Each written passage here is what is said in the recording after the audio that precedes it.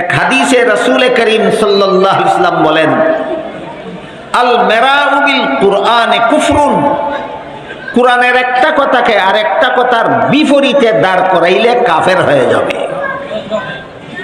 কুরআনের একটা কথাকে আর একটা কথার বিপরীতে দাঁড় করানোর মানে হইল আল্লাহ নিজের বিরুদ্ধে নিজে কথা বলে।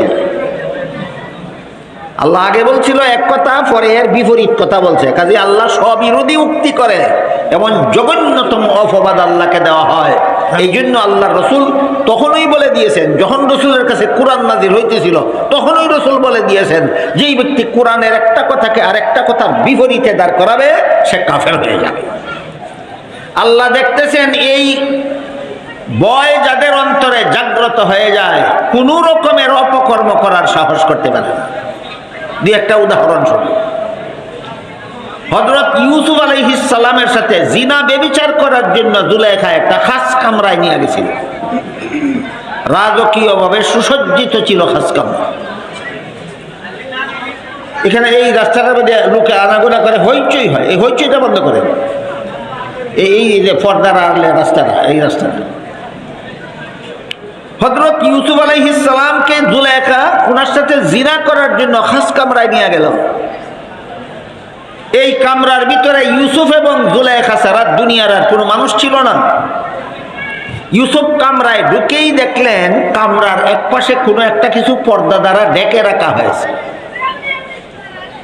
ইউসুফ আলাইহিস সালাম জুলাইখাকে জিজ্ঞাসা করলেন, তোমার এই কামরার এক পাশে পর্দা দিয়া কি ঢেকে রাখছো? জুলাইখা কয়, আমি যেই মূর্তিটার পূজা করি সেই মূর্তিটা ঢেকে রাখছি। ইউসুফ বললেন, তুমি তো এটার পূজাই করো, ঢেকে রাখলে কেন? জুলাইখা কয়, এখন আমি তোমার সাথে জিনা করব, কাজেই যেই মূর্তির পূজা করি তার সামনে জিনা করতে আমার লজ্জা হয়, এই জন্য মূর্তিটা ঢেকে রাখছি যেন নির্বিঘ্নে তোমার সাথে জিনা করতে পারি, জিনার পথে যেন কোনো বাধা না থাকে।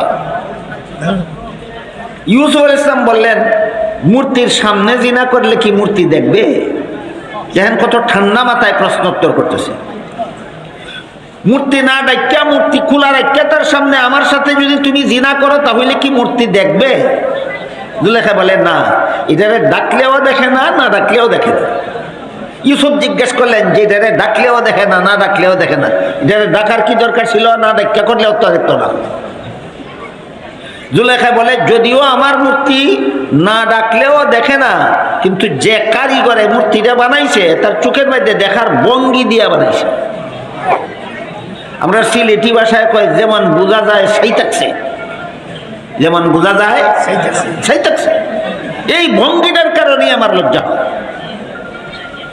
ইউসুফ আলাইহিস সালাম বললেন, তোর মূর্তি আসলে দেখে না, শুধু চোখের মধ্যে দেখার ভঙ্গি আছে, এই কারণেই যদি তুই আমার সাথে জিনা করতে লজ্জা হয়, আমার আল্লাহ যে আসলেই দেখে সেই আল্লাহর সামনে তোর সাথে জিনা করতে কি আমার লজ্জা হয় না? আল্লাহ আমাকে সর্বাবস্থায় সদা সর্বদা দেখতেছে। এই ধ্যান ইউসুফ আলাইহিস সালামের অন্তরে জাগ্রত ছিল, যে কারণে প্রধানমন্ত্রীর স্ত্রী বিশ্ব সুন্দরীর আবেদন ক্রমেও তিনি জিনার হাত থেকে বাঁচতে পেরেছিলেন। কোন বয়ে? আল্লাহ দেখতেছে, শেষ বিচারের দিন আল্লাহর কাছে কি জবাব দেবে? বলেন, এইরকম ক্ষুধাভীরু অন্তর দুনিয়ার কোন শিক্ষার দ্বারা মানুষের মধ্যে তৈরি হয়? একমাত্র মাদ্রাসা। এমন ক্ষুধাভীরু অন্তর, এই অপকর্মটা যে করব, ওই অপকর্মটা যে করব, সেই অপকর্মটা যে করব, আল্লাহ তো দেখতেছে, একদিন তো আল্লাহর কাছে জবাব দিতে হবে। সেই দিন কি জবাব দিব? এই ভয় মানুষের অন্তরে দুনিয়ার আর কোনো শিক্ষার দ্বারা জাগ্রত হয় না, একমাত্র মাদ্রাসা শিক্ষার দ্বারা জাগ্রত হয়। একটা উদাহরণ, আরেকটা উদাহরণ শুনবেন।